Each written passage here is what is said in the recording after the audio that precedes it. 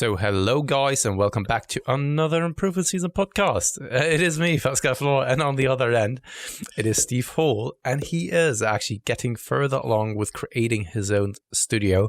And that's actually pretty exciting to watch, Steve, actually, how you're now turning it into like your own small kind of proper studio, right? Yeah, it's I actually had a check-in with my client Yanis, who you know, in Greece today, and I wasn't sure, but I'm pretty sure he may. I don't think he started with me before I moved out of home. I don't think I've got any clients who were with me when I was still at home. Yeah, he's a long but he's been a long time. So he definitely got me in Clapham.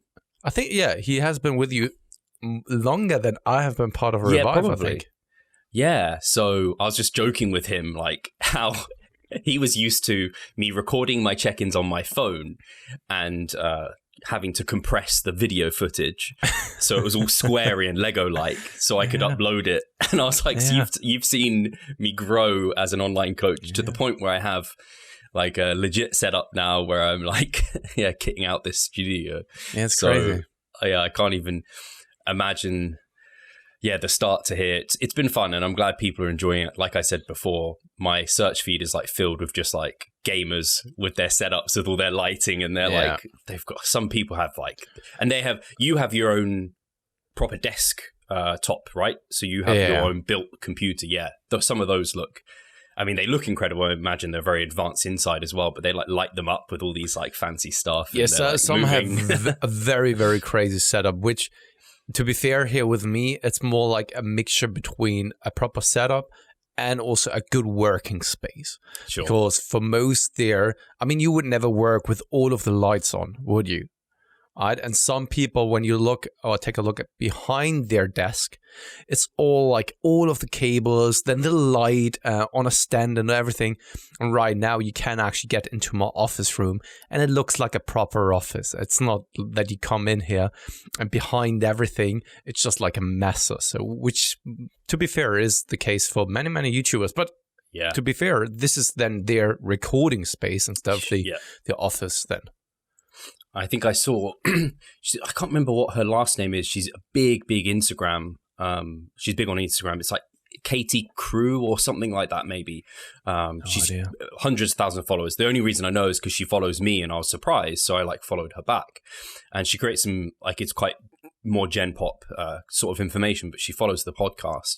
And she was in, she's got a home gym set up where she'd been filming stuff, and she did it behind the scenes. And it's like this one corner of that room looks like legit and really cool. And then behind the scenes, it's all this recording crap, all these lights and all this setup and stuff. So it's, you want it to be practical and be able to work there, but you also I can't have just stuff everywhere. It would just feel unfunctional, and I wouldn't enjoy it. So it needs to be an enjoyable space as well. And not quite at that level yet, but I am thinking it's quite a nice little setup on that couch, and with the sign there and the little man in the corner, and I could do some sit down videos talking through things. That sort of stuff. It's now your studio, right? And my room that I have here is very, very small, very, very small. So I can't really use it as a proper studio. I would love to. Yeah. I would love to have the ability to set it up like I said, where I have my working space and then I have a recording space or so. And this is something that you could do basically with your room. Yeah, yours used to be much bigger, didn't it? And you segregated it, so you have can be a practical bedroom, which is kind of what this is meant to be, because that that sofa behind me is a sofa bed, so I can put this desk on a standing desk, and then people can stretch that out and use it as a. So if I had too many stands and lights and cameras in here, it would be a bit impractical to start getting people to stay. So any of yourself included, although you probably want to, if you were to come in London and stay, you'd probably want to be in the actual spare bedroom where there's a true bed, double bed. The thing is, now for the London seminar, which will take place on the 4th and 5th of June for everyone who's now listening, fortunately for us, but unfortunately for the listeners, the ultimate VIP tickets are already sold out. They have sold out in less than 24 hours, which is very, very cool. Yeah, really good. But you can still come to the first day, which is then the seminar day. And I was just like looking into hotel rooms and stuff. Normally I'm staying in a hotel, but the prices have gotten so freaking expensive, Steve, that really? I'm even contemplating and actually crashing your home at least for one night. Yeah, I mean, we have that also. The good news, there's enough time for us to actually get our shit in gear to make that room a little bit more presentable. Because at the moment, it's like, I imagine you had this. If you didn't, then I might take my hat off to you. But you had like one room that was just like a dumping ground when you move. And so this is currently like the dumping ground room. Yeah, we kind of. I mean, here upstairs, it's kind of like this whenever. So we're just like putting stuff we don't need up here. And then it can get actually quite messy, which is something that bothers me big time because I have the feeling that I'm more so the cleaner person of the two of us, between Katie and I, because also I'm way more aware of my environment than she is. And this is also something that you can notice in Hugo, that he has a very hard time noticing his environment, and she's the same, right? And because of that, it just bothers me so much that there's just like a shit ton of hair, which is kind of just messy all the time. That's why you close the door. You just like don't see it. Out of sight, out of mind. Unfortunately, both me and Charlotte I'm like in my areas, like in here, I will want it to look tidy and neat. But in the rest of the house where I spend like very little time, I'm just like, yeah, whatever. So I'm not the cleanest. And then Charlotte she's worse than me. I think she would say she's worse than me. She gets bothered by it, but she's also a very messy person. So maybe I still need to reconsider crashing your apartment then, or crashing your house and actually getting into a hotel after all.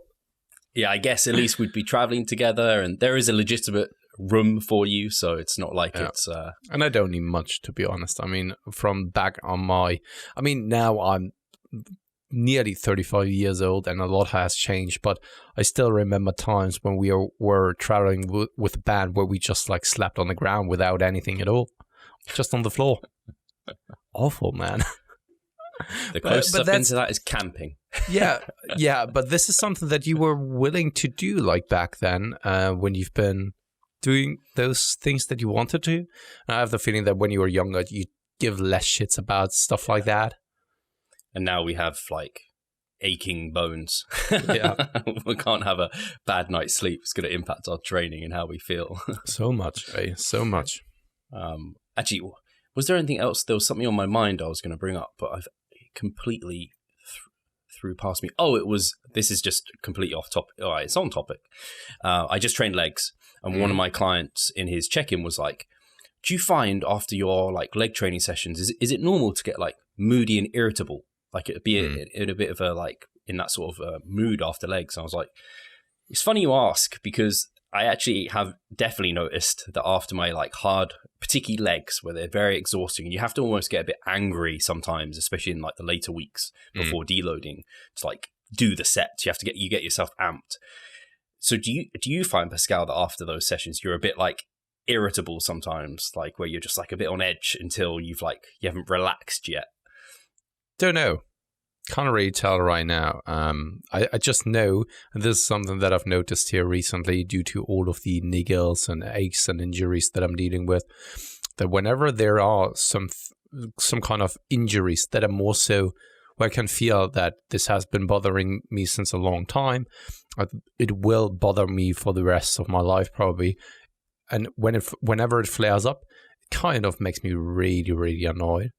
And then this is the time where I'm more easily irritable as well, or just irritable and easily kind of, I don't know, reacting angrily against other people, which is unfair because these are, of course, things that I'm dealing with. But this is something that I've heard some people go through as well. And I'm not comparing my issues now with the severe injuries and severe sicknesses other people are going through. But back when I was doing social work, I was working, so my boss, he had MS. I don't know if it's called MS in English as well. Yeah. And he always had like bursts of severe pain. And on those days, you could really tell because he was snapping super, super quickly. And I can't even imagine what it must be like for someone who is in chronic pain. It must be so awful, right? You wake up and you can't do anything about this. And you have them to maybe even take some medication just to be able to function, right? And this is when I notice that sometimes I'm getting more irritable due to then the way that my body feels. Unfortunately, I don't know if I should say this. I'm trying to not also compare it, but I guess I am inherently comparing it by suggesting it. But Charlotte, it's that time of the month for Charlotte, and she gets really bad period pain. And that's the only thing I can think of. Like, I'm actually really grateful. I'm super grateful as a bodybuilder to be a man and a bodybuilder, because I think we just have it way easier than women with all these different things going on. Because, she's like, she can't sleep at night sometimes. It's like that painful. And I'm just like, man, like, I can't even imagine, like, that must be such an annoying variable to have to consider with. And obviously we coach females, and Charlotte is definitely on the bell curve of, like, she experiences way more pain than anyone I know in terms of who I've coached. But yeah, I can't even, it'd just be annoying. Like, you've done everything you should have for your training session to go well. And then it's like, it's just that time of the month. So your body's like, fuck you. So I haven't read the Bible, and maybe this is overstepping a little bit of a territory here. But whenever someone is actually believing in God, my question now would be in a context like this: why has God that masochistic tendencies of actually then, or it's not even masochistic, but just like seeing other people suffer and in pain, why has he then given like this thing, or whatever you want to call it, to females, that every 30 days or like 28 days, you're going through kind of a period of bleeding and irritability and massive pain for the vast majority of females, at least. Why? Well, what's the rationale for that? Come on. It's actually, you can't tell me like, there's a purpose for everything. I was going to say, what's the perfect purpose? Can we find a silver lining here? You know, like, people talk about, like, we enjoy. I almost want to put it in quotation marks because it's a bit of a weird thing to say, because I do enjoy it, but also don't enjoy it at the same time. Like contest prep and like going through those hard times where you have like really little energy, but you still are productive, you get shit done. Imagine, like, women should be way better than men. They go through this every month where they have to go through this like hellish period, but still go to work, still function in society. So they're fucking hardcore. Like, they should be like, yeah, man. Yeah, I've thought about it that way. I don't know why, but I agree with you. We could even drag it a little bit further in the things why they are hardcore when they're going through a birth. It's just like, holy shit, eh? Like, I can't even imagine. No. I don't want to imagine. And that's the thing. I mean, females, but to be fair though, they are the crucial part of the human race. Without females, so females are so much more important than men are. And maybe this is also then a reflection of the simplicity of the male gender, or the men in it for itself. So, yeah. We just matter that much less. So, that was a weird tangent that I ended up going on. But I guess you spoke about your injuries, and obviously we spoke about them quite a bit last time. How are they a week on? Are they as improved as you might hope, or not? Yeah, so I really needed to take a step back because I couldn't really. So when I came back from holiday, I don't know whether I've talked about it here the last week already. Could be that I'm just repeating myself. But I still went into the training sessions, did still some pulling movements and all that kind of stuff. And even though that was painful, I still pushed through it, which isn't a good idea. And I quickly then realized, like, okay, this shit doesn't really get better or any better if I don't give it the rest that it needs. This is one of those injuries, I felt at least, that you really can feel out. Once there's pain, step away from it, give it rest, and then see what it is that you can do. And what it is that I've then done over the past couple of days now is to modify my program accordingly and make use of cuffs. And man, this is so inconvenient, to be honest. The way that I'm training right now, I should actually post something because I took a video of like seated cable rows, the way that I'm doing it right now. I can. I've seen people even do them on purpose. To be honest, it's so inconvenient, and I can't really understand how and why people would make use of cuffs if they don't need to, because I don't feel that it's so much more productive. That is then justified that you make use of it in your regular program. It's also inconvenient. And of course, there's then probably they come up with some kind of arguments for it, which is most of the time a poor justification of doing those things. And it's the same when it comes to, I don't know, doing some kind of fancy things on a specific movement, when in reality, you probably still get the same amount of stimulus out of a movement without making it even more complex. So that's what I'm doing right now. It's the same when it comes to blood flow restriction training. We know that back then, like, I don't know, what was it, 4 or 5 years ago, blood flow restriction was so much the coolest thing, the coolest kid on the block. Same goes for myo reps and so. Everyone was wanted and was talking about it and wanted to incorporate that. And now it has died off completely. And I have the feeling that sometimes that may be the same thing with banded exercises, cuffs as well. And to be honest, for me, it's just a pain in the ass. I still do it because I don't want to just accept that I can't train. So I use it as a tool in my toolbox for a given moment that is then required or needed and necessary. But I would definitely bury them for as long as I can when I don't need to. And then just dig them out whenever I need to. Yeah. Yeah, this is why I think it's good, because it's so strange, because sometimes I do see some movements where I'm just like, really? Like cuffing this? And I told you I ran a block of like cuffed cable flies. And I was just I understand they're maybe trying to remove a lever, because like effectively what is the like pecs doing? They are just abducting, and you're just trying to forcibly go with your elbow to your other elbow, and this doesn't really impact, like none of this is impacting my chest.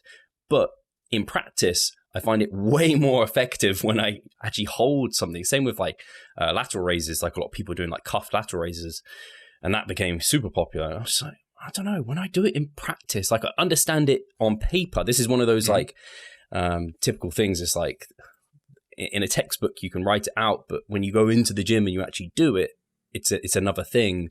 And even if it is, and to your point on bands, like sometimes I just feel like if it's no more effective than not banding, it's easier to get it wrong. And it's also time. And then what if you just forget your bands one day? And now it's like, fuck, now I'm doing a different movement.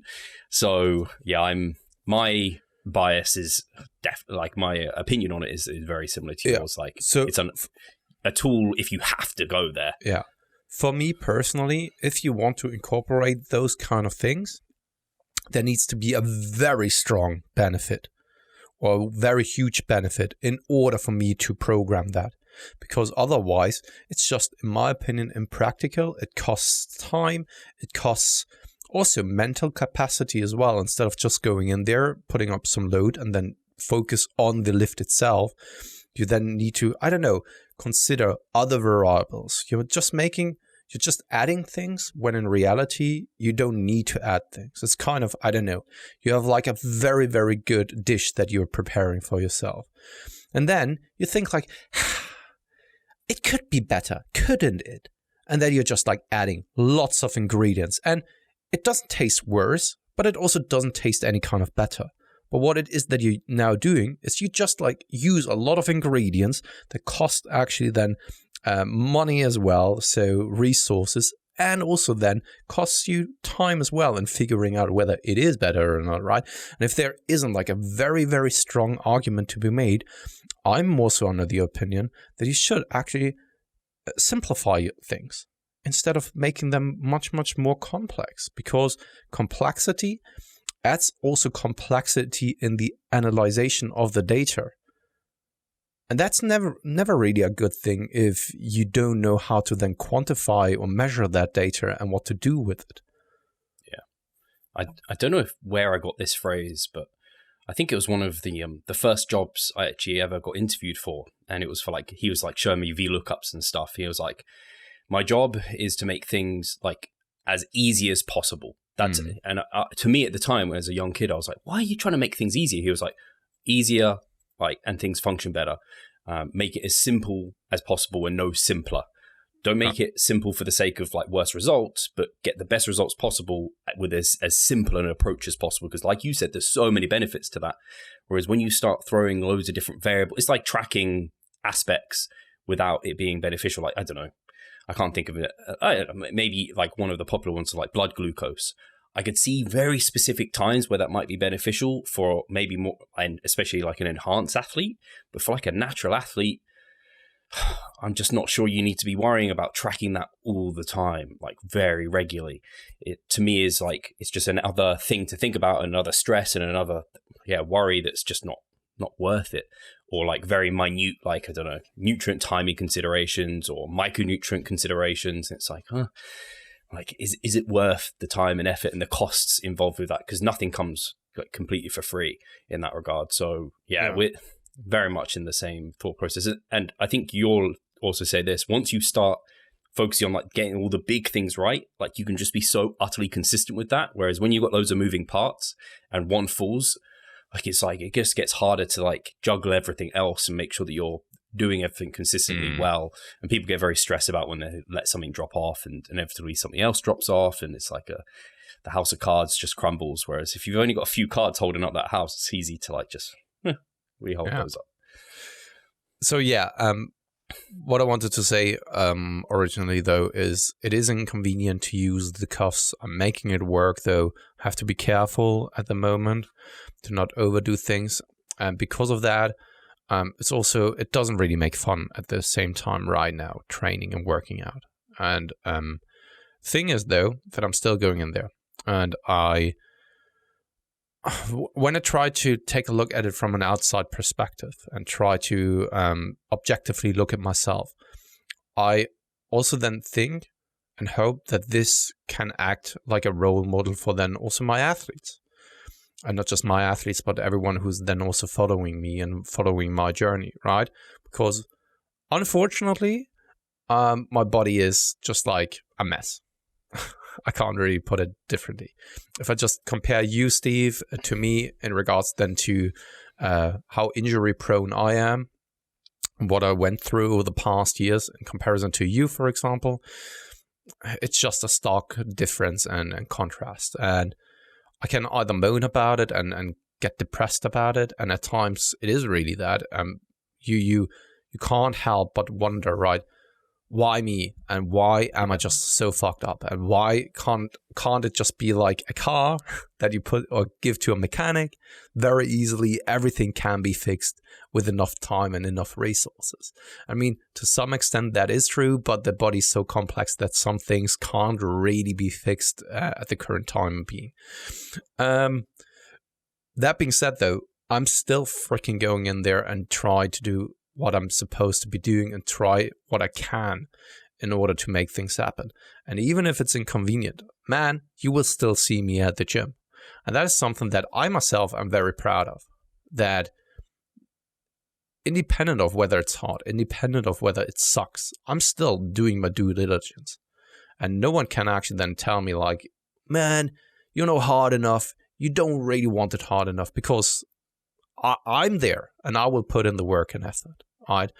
And I want then to also then show to athletes and other people who are now listening and watching, there's probably always something that you can do. And I'm not just like parroting that or saying that.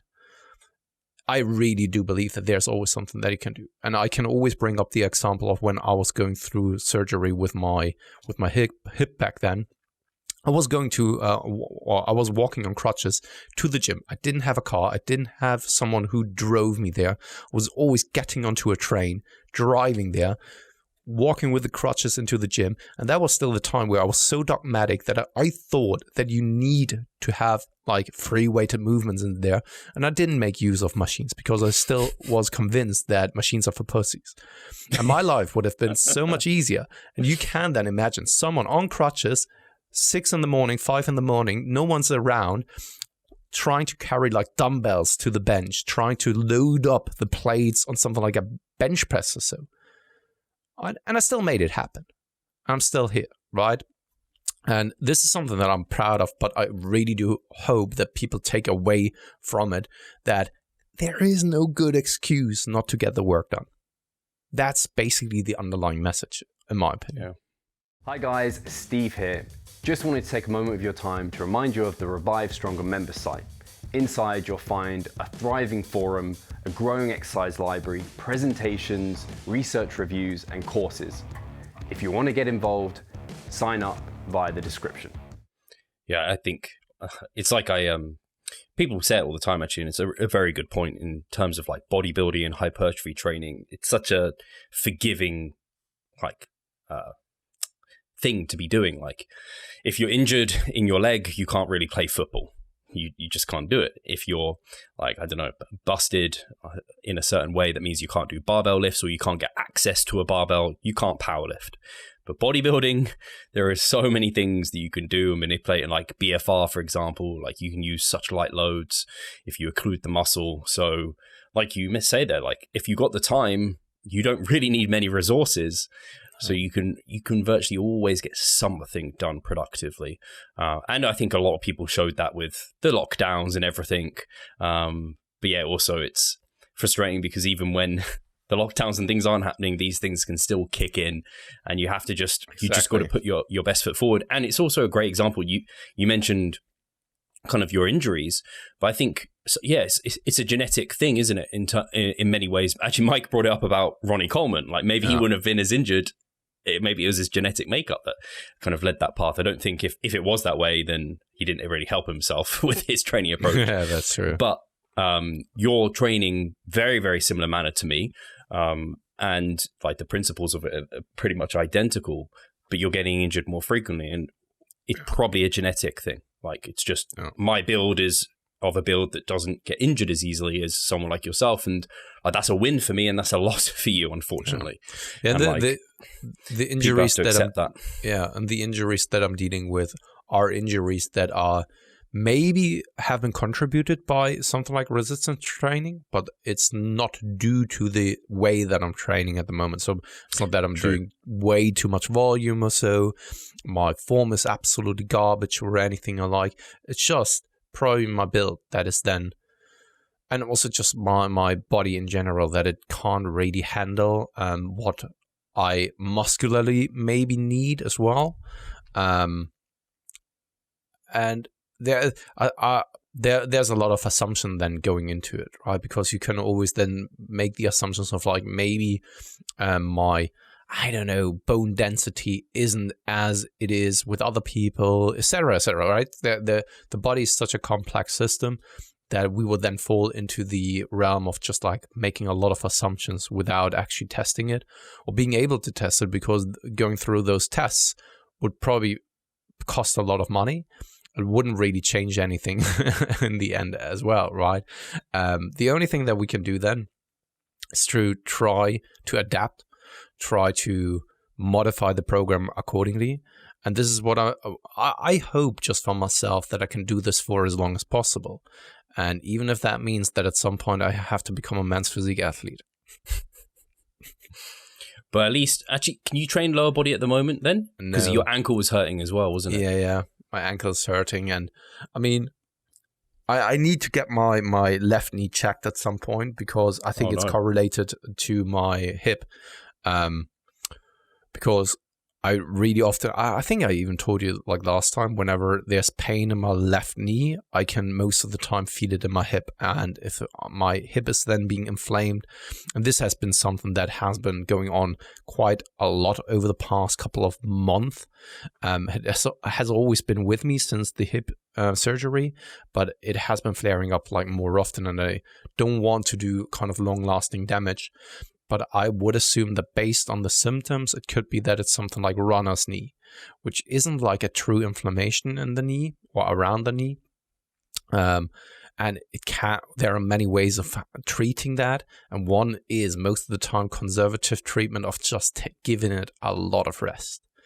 And that is, of course, hard.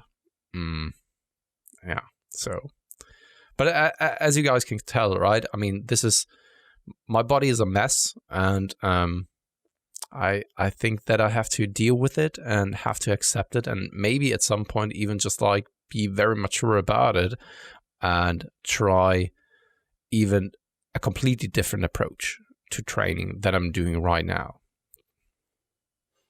It's interesting. I'm trying to think about my injury history, and all my injuries I had were, the only weightlifting injury I've had is my slap tear in my shoulder. And this is because I don't even know how I'd handle it now, but the only reason, because I was meant to have keyhole surgery on that to recover it, and I haven't, because I quite soon, a number of months after that, got hit by a van, and all the inflammation came down as I had months out of training, because I just tried to push through it and didn't ever let it heal up.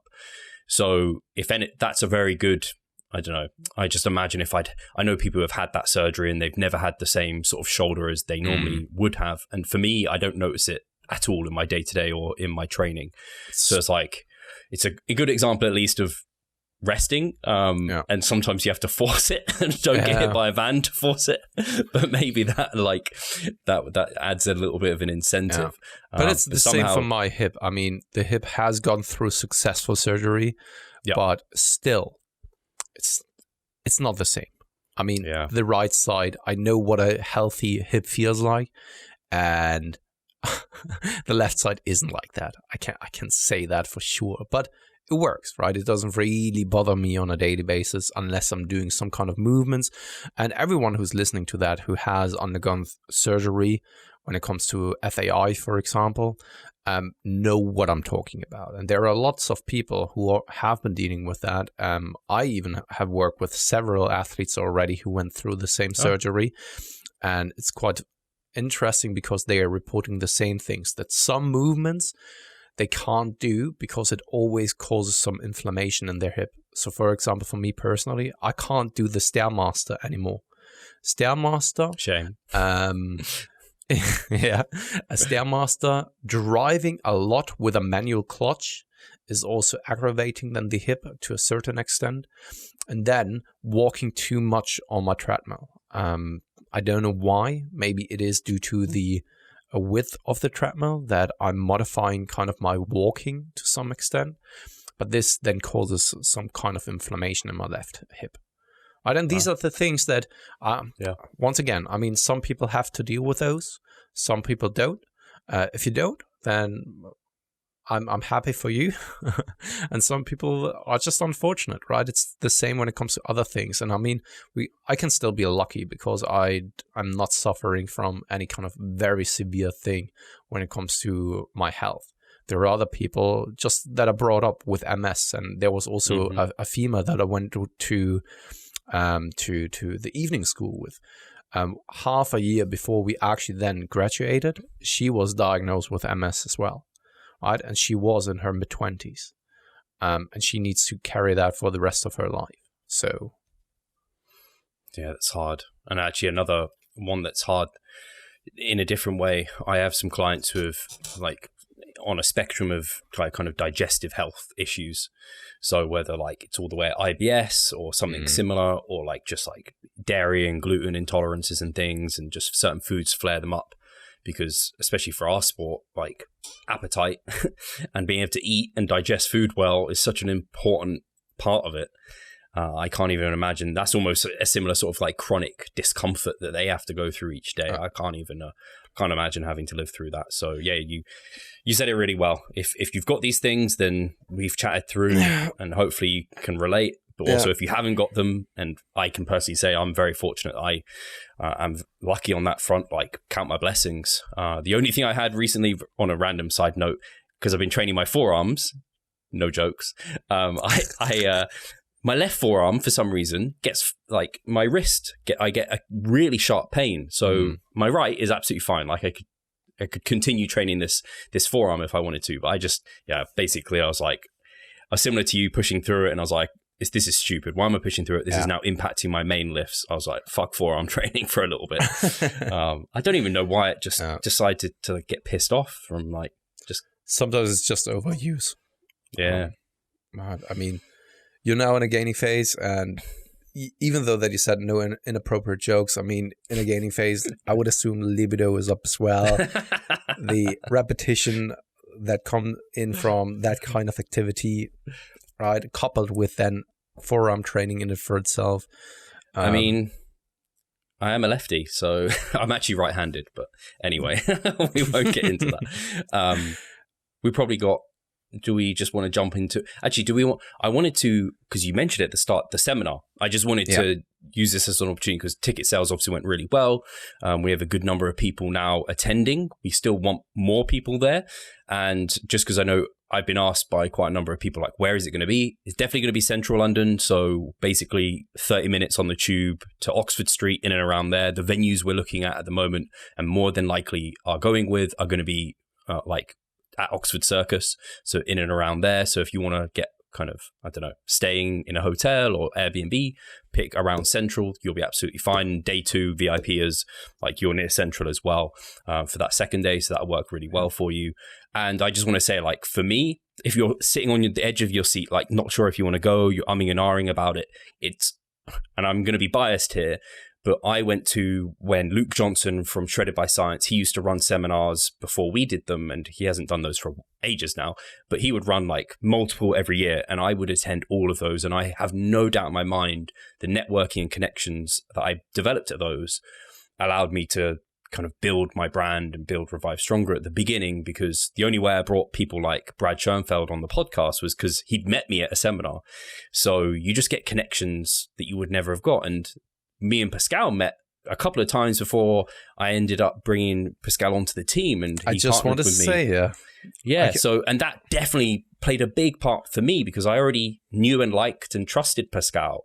And apart from the fact he freaking nailed every step of the process, I'll say it every time because it was true. But that definitely helped. So yeah, it's like, if you're in the industry or you want to meet some people, like it's definitely worth it, just because, like, yeah, don't live life with regrets of not going, because it's going to be a lot of fun this time. Just to add my own personal story there as well. So the London seminar with Team 3DMJ that was hosted by Shredded by Science back then was in 2016. This was the time where I was following Steve over on Snapchat, of course, and then also Instagram, but primarily Snapchat. And I knew his content. I think it was also the beginning of then the podcast, which I then listened to. And the first time that we then met was at that seminar. And it's so funny because at that seminar, there were so many other people that are still in the industry who have made a name for themselves. And whenever you now meet them and talk to them for the first time, and you find out that both of you guys have been there, then you already have kind of a connection there, right? And the other person starts to respect you a little bit more so. So funny, because back then it was the entire team box, and I was even saying to Mike and Dan at some point, like, hey, and Mike, you may not remember that, but we sat actually side by side because... Oh, you were next to them? Not in the conference room, but downstairs. Before we actually were allowed to go upstairs, the entire team box came into the waiting room. I was sitting on the couch and they joined me. Everyone was sitting next to me. And that was the first time that I met, for example, Mike, right? And then other people such as Jan Frisse was the first time that I met him there. Same goes, I think, for Jono. Then you, and also then 3DMJ for the first time in person, right? And there were so many people. Martin McDonald, so many people were there. And Andy Morgan was there as well. Yeah, exactly. And that was kind of and Danny Lennon was there too. And that was kind of the entrance for me to get into the industry. Crazy to think that, but this was kind of the first seminar. And if I hadn't gone to that seminar, I never would have met you, Steve, at least not at that seminar, which then, though, opened also the door for then. I think it was 3 months later or so, SBS did host another seminar, where then I had the opportunity to talk a little bit more to Steve. And this was then the moment where we had a little bit more of a longer chat. I think that the first time we met was just such a short one that I don't think that you were able to remember me. But then the second time we were just like able to talk a little bit more. And without the first seminar, though, I don't think that there would have been that entrance, right? And for me personally, this was kind of the starting point of then the entire journey of sitting here now and doing this with you. And I think that this just says a lot about what those kind of events can do for you. And the same then applies to all of the seminars that we've hosted as well. When you are then, I don't know, in the future, you're an up-and-coming coach or so, you want to actually get your foot into the industry or whatever, right? Could be something completely different though. If then you figure out like, hey, you've been at the London Seminar 19 as well? Shit, I was there as well. Can you remember, right? You immediately have a better connection then. And yeah, sorry for the tangent, but I think that it's just like on a personal note, and also just like to put it out there how valuable those things can be, especially if you want to actually work in the industry. Yeah. On the first time you weren't on crutches, right? It was the second time you were. No, right? I wasn't there on crutches. Oh, for some reason I remember you being on crutches. Oh, it was the application process where I was on crutches. When you were going through the application process, and we actually had then our call. I was standing and I was on crutches while we were having that chat. I wish I'd actually, I don't know if I do. In some ways, I wish I don't know where we even did the chat. I don't know if you could record it, but I'd kind of be interested to watch back at the chat just to see like what was said, because I was so immature at that time. Like I'm even thinking both of us, I think. Yeah, but it would have needed you at any of those seminars. Like I'm not an outgoing person, so I even as an introvert, and I wouldn't put myself out there to talk. Like I wouldn't have gone up to Pascal and talked to him. People came to me. And I'm very thankful for that, because I don't put myself out there. Yeah. But even as an introverted person, it's great. You, like you said, like you don't even need to have spoken to anyone. Just the fact you have been there gives like an ounce of credibility for moving forward. So yeah, no, I like your story. That was good. Yeah, cool. Shall we cover some kind of muscle group? Talk about it once again? Yeah. Talk about frequency, exercises, and all that kind of stuff? I can't even think what ones we've covered so far. So we had the chest. We had the we had the back. We had the hamstrings, and because we have 20 minutes left, shall we cover maybe the biceps, because it's a little bit. It's one that is a little bit faster, especially for you. I just saw your Instagram post or the story the other day of like doing one set and having massive arms. So Steve, let's start as always with exercises. What are your kind of go-to exercises, and what is it that you are looking for in an exercise when it comes to picking a bicep movement? So you are right. For me, personally, I can almost respond to any bicep movement, but there are some where I will need multiple sets, and there are some where like literally just a single set can just cause huge disruption and pump for my bicep. And so ones where it's training the bicep in a more like lengthened position, like a incline dumbbell curl, which I was doing, where I get crazy disruption from that when you kind of let the arm come back and the load is just like completely pulling down on the bicep, almost like you think of like a straight leg deadlift with the hips high and the kind of the weight coming down. You're just completely stretching the muscle group. So incline cable curls as well, like what are they called? Bayesian curl. I think a lot of people know them as that, basically facing away from the stack and letting it kind of pull you back. Get a really great lengthened stretch there. And then preacher curls for me as well. Crazy disruption from preacher curls. They just, again, just destroy my biceps. And then I like incorporating, like a lot of bicep movements I think are just like standing bicep curls are just good. Like they're just good movements. They're pretty mechanically sound as long as you're not swinging and doing anything crazy. So like standing dumbbell, easy curls. And I do like doing sometimes some like spider curls. So really emphasizing the shortened position. That just gets a ridiculous pump. It doesn't so much get you the big stretch and overload, and I wouldn't prioritize like a spider curl variant really, but I do like also incorporating some of those. So yeah, really with bicep variations, I can't think of one that's like, maybe there are some dog shit ones, but I can't really think of any that are just like inherently awful, so long as you're flexing at the wrist and then potentially incorporating some shoulder flexion. That is something I have used since really I saw Mike doing it. And then you look at the kind of the biomechanics of what the shoulder does. It also does assist with shoulder flexion. So if I arc my elbow up as I'm curling up and get an extra squeeze on the bicep. I did personally find that improved my stimulus to fatigue ratio, but some people find that they just get all anterior delt. I do often find when people find it isn't all anterior delt, they're kind of doing like a curl up and then like a front raise. And I'm like, no, you kind of want to do a fluid like arch and squeeze.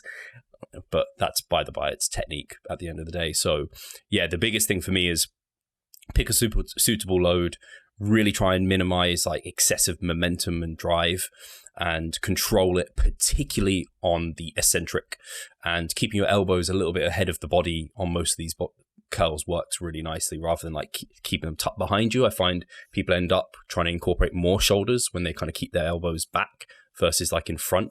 Really exposes the biceps. I kind of jumped all over the place, but I don't know if I gave it. No, that was very good. I think that this brings us immediately, though, to repetition range, because that is then also indicative of the load that you're using. What repetition range do you find the most productive? And yeah, let's go with that one first. Nothing below 10 reps. I just find really feel it in when we're talking about stimulus fatigue ratio. I find I get lots of like just joint pain and like in my elbows, it just feels uncomfortable. It just feels like it's like ripping the tendons versus the bicep. The tension just completely goes off the bicep. So certainly 10 plus reps, 10 to 20 being like ballpark best. In fact, for me, like 10 to 15 works really productively for my biceps. Like that's probably the sets where I need the least. If I go 15 plus, I tend to find they're more like pump driven. They don't disrupt me so much. They feel good, but I need more of them versus like 10 to 15. If I just stick 2 sets in there, like I know my biceps are just going to be completely wrecked. So that's my personal experience. And with clients, it is similar actually. It doesn't change too much from that. Hi guys, Steve here. Just wanted to take a moment of your time to remind you of our online coaching service. At Revive Stronger, we pride ourselves on providing personalized service that will take your physique and knowledge to the next level. If you're interested, check the description and sign up. Yeah. Same for me as well. When it comes to the repetition range, which also then, of course, once again, dictates the load that you're using. I would be very careful not to use too much load. Because then you start to swing the weight up. And most of the time what I find is that people don't use too much momentum, but what tends to happen is that they are not really going into full extension and then into full flexion again, right? They are avoiding that full extension where they are getting that proper stretch. They're actually then stopping shy of that and then having like not the entire range of motion, basically. They are cutting the range of motion, and that is something, especially that very much stretch on the load portion of the lift, I would very much make sure to get in, and then rather drop the load by another 2.5 kilograms or so to really get that stretch in so that you can come up into full peak contraction and then come down again. Also, what I found myself is bicep is one of those movements where I would nearly always prefer doing a machine or a cable assisted movement instead of a free weighted movement. I've tried it so often already to make use of the dumbbells, and to me it never really gives me that great of a stimulus as what cables can do for my biceps, and also something like the machine preacher curl, for example. I feel though, and this is a funny one, whenever I incorporate dumbbells, it's the first time that I'm incorporating them back in my training that they are giving me quite a nasty amount of soreness. And then afterwards, it doesn't really even feel productive in the sessions anymore. Have you noticed something similar? So you mean, can you just give me an example? Yeah, so whenever I'm doing like incline dumbbell curls, for example, I do it the first time. I get a good pump, nothing crazy though, nothing that I couldn't replicate with something like a cable-based movement, so straight-handed cable curls, let's say, or the incline D handle cable curls, for example. And then the next day, if I've done the dumbbell incline curls, I actually have a amount of soreness. Okay. But then the next time I'm going in, do them again, and the disruption and the productivity in the session has seen a steep decline in the way that I perceive things and how productive it is. In comparison, though, to something like a cable-based movement or machine-based movement, where I have like, first time that I'm doing it, crazy disruption, feels very, very productive. And then afterwards, it kind of stays on that level or even gets a little bit higher. Whereas with dumbbell movements or free-weighted movements, I always have the feeling that first time it's amazing and then it comes down, such as maybe you have noticed something like this with ab wheel rollouts. This is the same. First time feels crazy, very good. Times afterwards, it feels not that great anymore. So I know what you're talking about. Absolutely. That's sort of like the MEV is unbelievably low, and then suddenly it's like the MAV to be productive is like double, triple the amount of work that you need to do for it. Like you just adapt to it incredibly quickly. Maybe similar to like lunges in some ways. Like you could do one set of lunges, they blow you up, and then it's like one set is like the next week. I at least find that. But for me with it's probably unique to me with biceps a little bit. Yeah, that's like true. I can do like my sets are basically static. I essentially have them at like MEV throughout the mesocycle because I'm like, I just don't even need to prioritize them at all. But I don't need to progress that volume in terms of sets to keep it being productive. They remain productive for a long period of time for me. But it's interesting you mentioned like coming back to them. They're good initially and then it kind of fades very quickly for you. So you just know that they're not. And this is a great example of individualization. Like I might be able to get away with like almost anything for my biceps, whereas Pascal has to be a bit more selective, and I probably have to do the same with some of my other movements for me.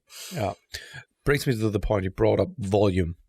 What's kind of a typical volume range that you found, maybe not for yourself, but maybe for most of your athletes to be a good one? So obviously, I'll talk about direct sets because obviously it's worked within pulling movements to a large degree. And like I mentioned, when I first started training, like my biceps would just take over from everything for my back work.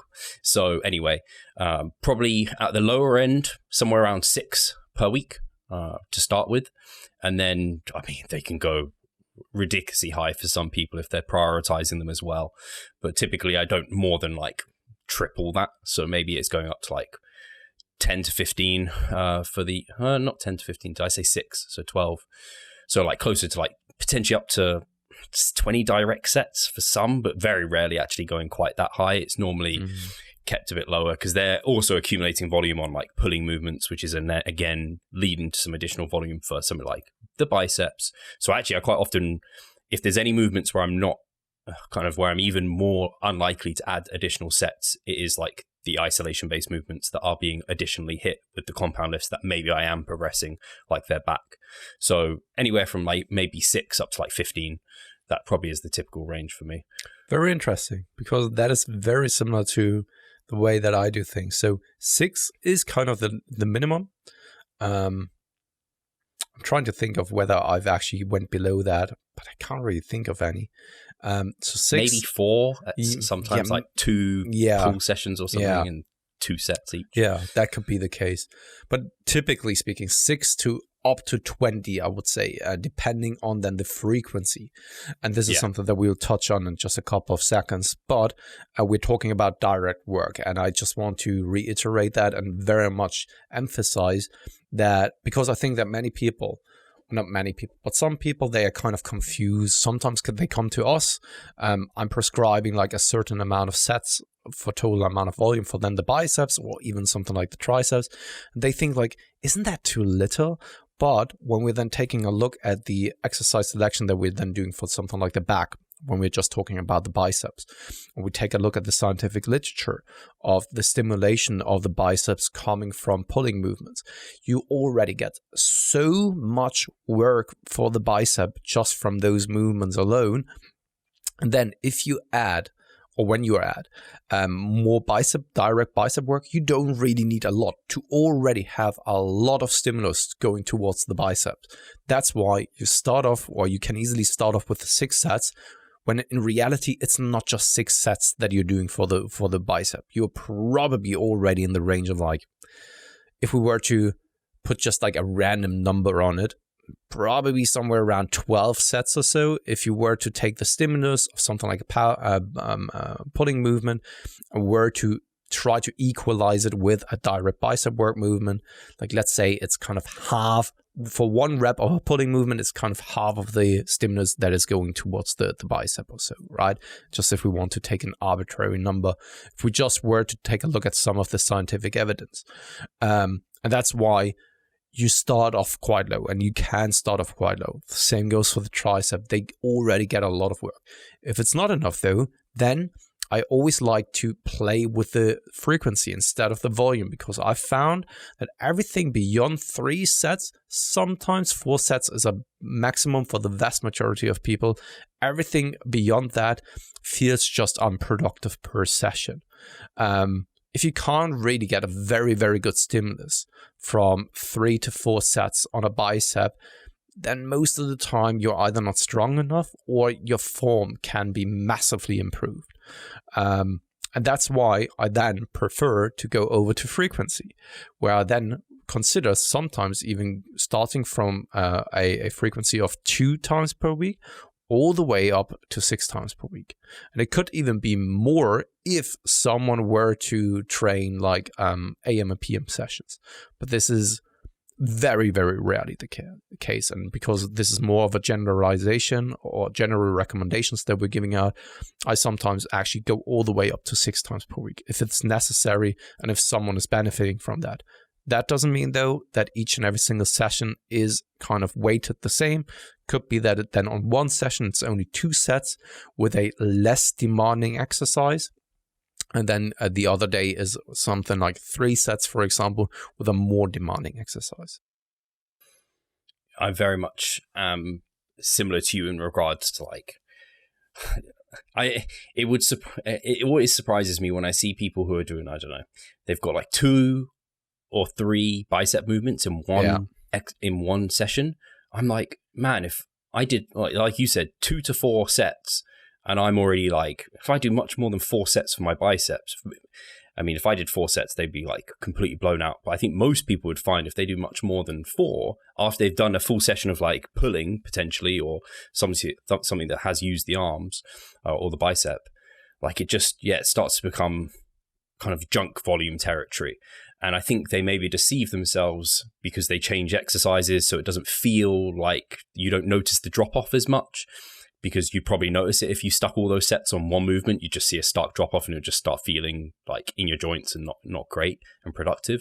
So I'm very much like you. The biceps seem to recover very quickly for people.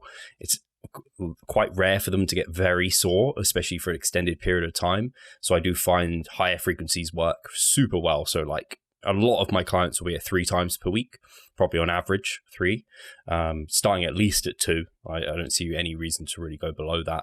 And I've never done up to 6. Maybe there'll be a time that I do, especially if any of my clients listen to this. They're like, Steve, we need to try higher. Yeah. And we might talk about it. It might be something that we do, but normally it's between 3 and 4 that I settle on.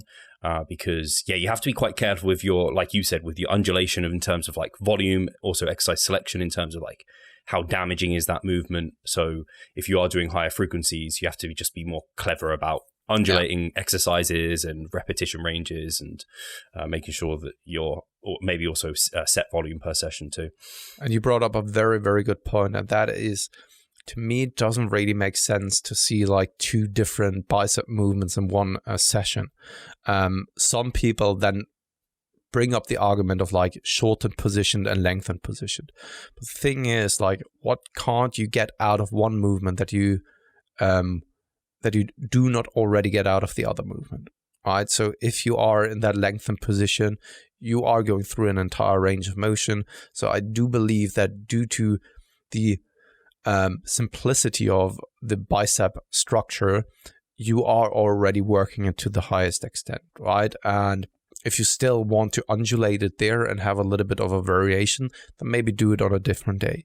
Having 2 exercises is, for me, same as for you, just a poor justification of adding more, when in reality it probably is just like more junk volume, because it kind of is, to me, like a drop set where you're just reducing the load in order then to once again be in a repetition range. But because you are changing the exercise, it doesn't feel as if it's a drop set. It feels like the max capacity of that movement, which then it is in that given situation. But you probably could have achieved the same results with just dropping the load on that first movement already. And that's why I think that if you can't really get a proper stimulus out of a movement with 3 to 4 sets, I wonder what it is that you're doing, to be honest.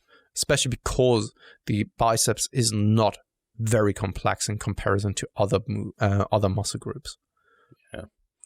Yeah, I'm always... The biceps would definitely be one where if someone had like 3 sets of it and they barely felt anything, I'd be like, are you training hard enough? How's your technique? And if those 2 things are good, that's probably a shite exercise. Yeah. Like, we need to find something better for you because we can't be wasting that much time and effort if it's not giving you anything back. Absolutely. Well said. So we're then coming over already to tips and tricks and things to avoid. Yes. So I do have one. Actually, I think I have 2 that come to mind. One of them is when you mentioned in terms of using a full range of motion, you actually come down and you can actually contract the tricep if you want to. And when you do that, you are, by effect, lengthening the bicep to its fullest. Yeah. So I always thought that was a cool little one that people can use if they're not used to using a full range of motion to just check themselves. And then the second one is I find myself doing this on a few movements, but biceps, I definitely get into this territory where I start like doing them, especially in more so the free weight versions. And this might be why the SFR for some people is really funky for them, where you start almost doing them as like singles. You get to a position where you like drop it down to the bottom, you rest, and you're like, brace. And it's like a power lift for the last like reps. And you're just like, your set is so long. Whereas at the start of your mesocycle, you maybe just were doing them all continuous. And now you're doing like breathers basically on like a bicep curl. I found myself falling into that trap because I was like, I don't know, you get into that mentality of I need to train as hard as like I physically can. And you're like, oh, I'm still leaving reps in reserve because I can do these breather sets. It's like, no, you're just doing multiple sets like close to failure. And this is just not a productive way to do it. So I found actually making sure I was strict about doing continuous reps and not going to the bottom, taking some breaths, bracing and like doing another rep. My SFR improved loads. I was getting so tired. Like I'd hold it at the bottom. Like it felt great. It felt hardcore, but I find that can really fatigue people. It does feel hardcore, to be honest. And it also looks good when the veins are popping out and everything, right? Thing is, though, it is then becoming hard to track that kind of stuff because you're in the moment. You may tend to use a little bit more momentum and you can't really, or you probably don't standardize then the pauses in between the repetitions themselves.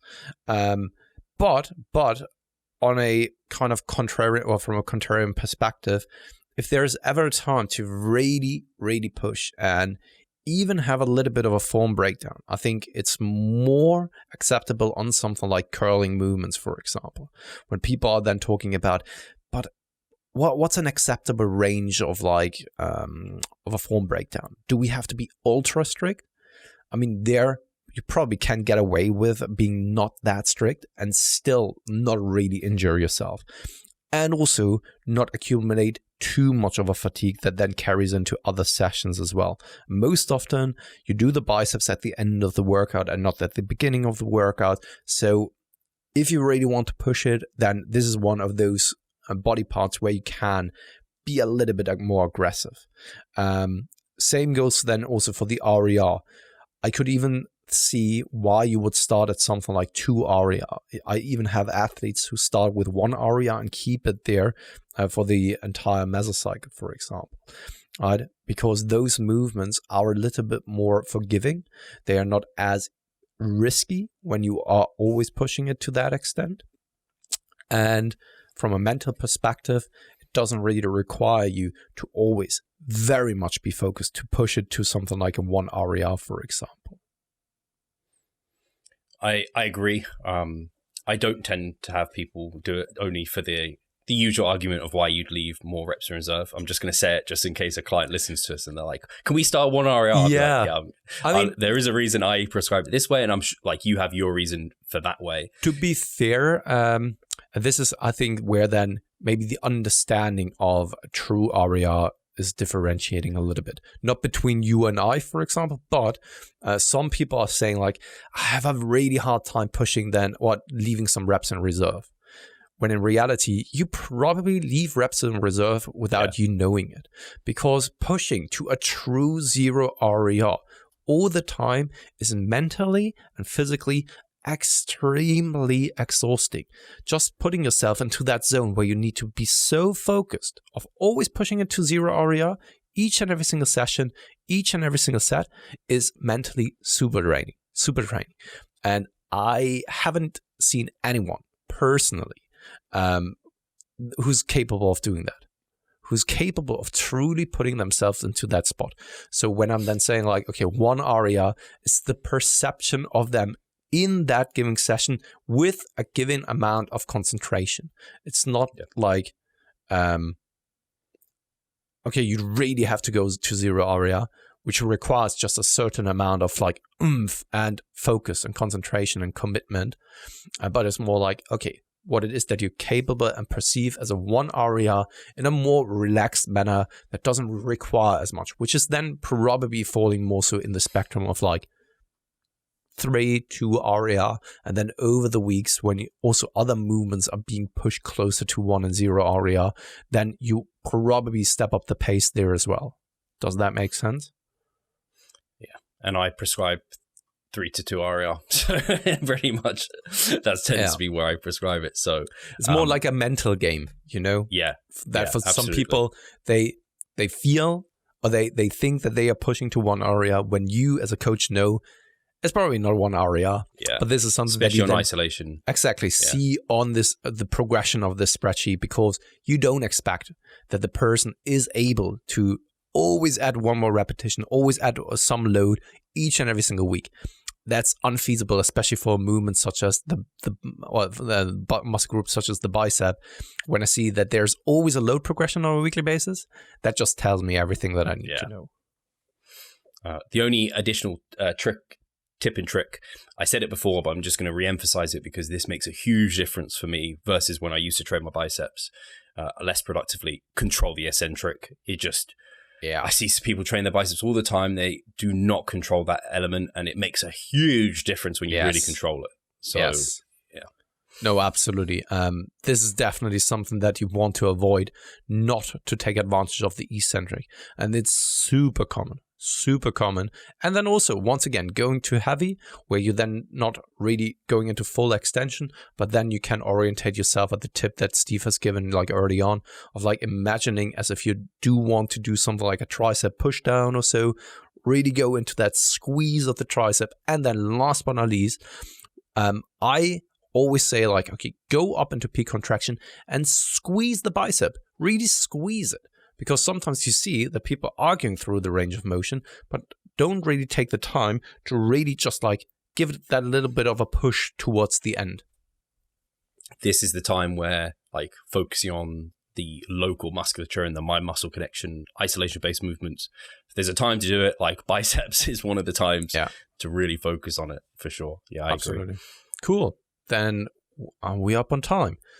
I would say, once again, just bringing it up, London Seminar 2020 is happening this year. I am absolutely excited for that. 2022. What did I say? Like, 2020. Go back in time. No, 2020. I know you know? Yeah. Not the year 2020, but the year 2022. In short, 2020. That's what I want to say. It's finally going down. There are tickets available for then the normal days. Yeah, go ahead. Limited early bird time. Limited early birds, of course, up until the end of March. So rather be on it if you want to save a little bit of money for your next whey protein. Whey protein is extremely expensive at the moment, and those $20 saving them can actually make a huge difference for like 1 scoop or so.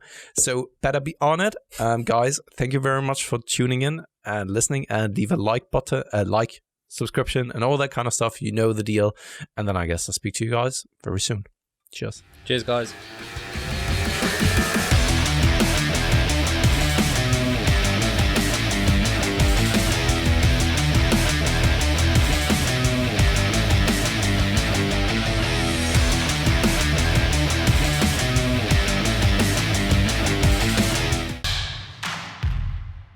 So I'm Steve Hall, founder of Revive Stronger and a coach of Revive Stronger. My name is Pascal Steve. I'm the co-owner of Revive Stronger and also a coach, of course.